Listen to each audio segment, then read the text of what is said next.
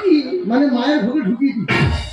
বাবা তুমি এমন ভাবে দেখাচ্ছ কোথায় কি মারতেছে নাকি? হ্যালো, বলুন। যে ব্রেকটা দিয়ে গাড়ি কাটছি, হ্যাঁ ব্রেকটা নতুন না পুরাতন? না এই 5-6 দিন হচ্ছে। তুই ব্রেক চেঞ্জ করিনি? তুই এত কিপন কেন? না বেলেতে সামনে নিচ্ছি।